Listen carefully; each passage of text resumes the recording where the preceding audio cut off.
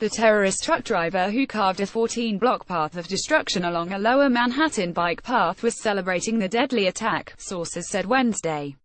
Sayfullo Saipov, 29, was rejoicing in his room at Bellevue Hospital after killing 8 people and wounding 12 others along the Hudson River Tuesday, sources told the Daily News. "He's talking. He's laughing. He's very happy with what he did," said a source who was briefed by a hospital staffer on the floor. "He feels accomplished." The ISIS-inspired Saipov was said to be in critical but stable condition after a sharpshooting NYPD cop put a bullet in his abdomen following the Halloween assault. Saipov planned the attack for a number of weeks, said NYPD Deputy Commissioner for Counterterrorism John Miller.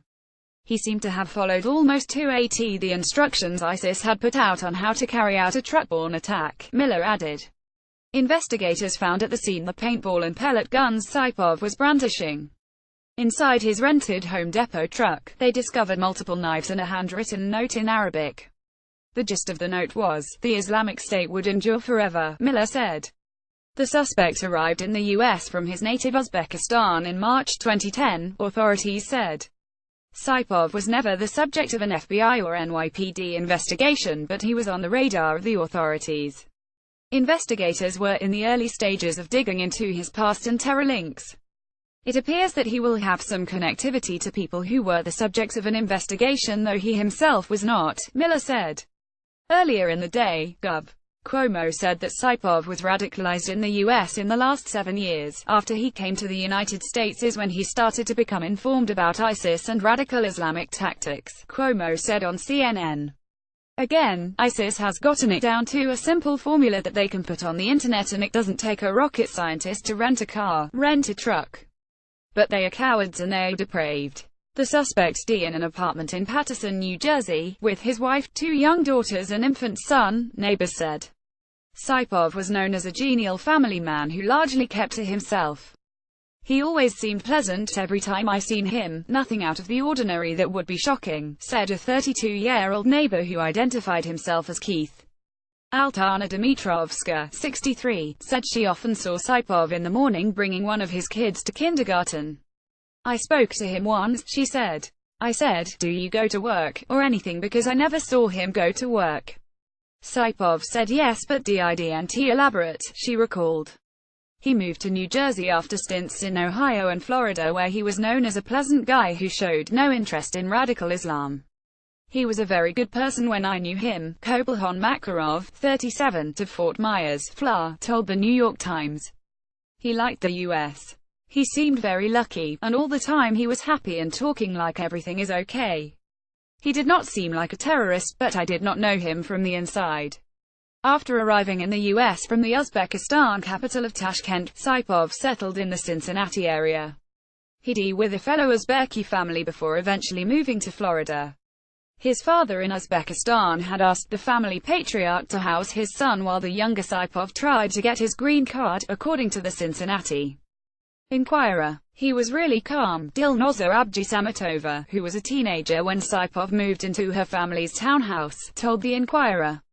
"He always used to work. He wouldn't go to parties or anything. He only used to come home and rest and leave and go back to work." Saipov wed his wife, an Uzbek named Nosy Mirodilova, in Cuyahoga Falls, Ohio, in March 2013.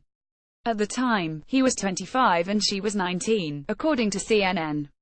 Saipov's wife was cooperating with authorities and has denied having prior knowledge of the attack, NBC News reported. Authorities on Wednesday released a timeline of the attack. Saipov rented a truck from a Home Depot in the New Jersey town of Passaic about 2:06 p.m. Drew Getty images. He crossed into the city via the George Washington Bridge about 2:43 p.m., before heading south on the West Side Highway. At 3:04 p.m., Saipov's truck entered the bike lane at Houston Street. He barreled into numerous pedestrians and cyclists, triggering a flood of 911 calls at 3:08 p.m. About the same time, civilians who witnessed the carnage alerted a pair of NYPD officers who were in the area responding to an unrelated call. By then, Saipov's truck had slammed into a school bus and he emerged from the crippled vehicle yelling in Arabic, "God is great," as Saipov wandered into the street, waving his pellet and paintball guns. Officer Brian Nash, 25, pulled out his service weapon and opened fire. Saipov crumpled to the ground, ending the threat. An Uber spokeswoman said Saipov drove for the ride-sharing company, and records show Saipov was also licensed as a commercial truck driver and formed a pair of businesses in Ohio.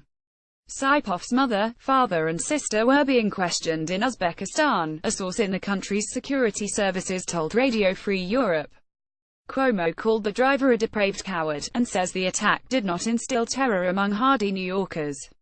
Don't let them win. They are called terrorists. They want to impart terror. They didn't, Cuomo added. James Keevom, New York Daily News. It's unlikely that Saipov had help, Cuomo said. The best evidence we have is that he was a lone wolf model, Cuomo told CBS This Morning.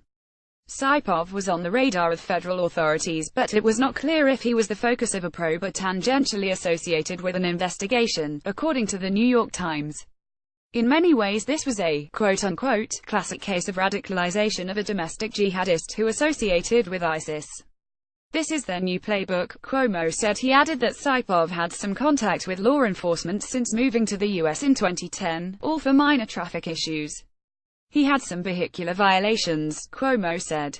The state police actually helped him and his truck out of a ditch at one time. Investigators are digging through the killer's social media to see what connections he may have had, the governor said. But there is no evidence now that it was part of a larger conspiracy, larger plot. This is the evolution of the jihad tactics, right? It's no longer geographically isolated. The internet has given them a global platform and a global training ground. They have a very simple play: rent a car, rent a truck, create mayhem, he added, with Kenneth Lovett.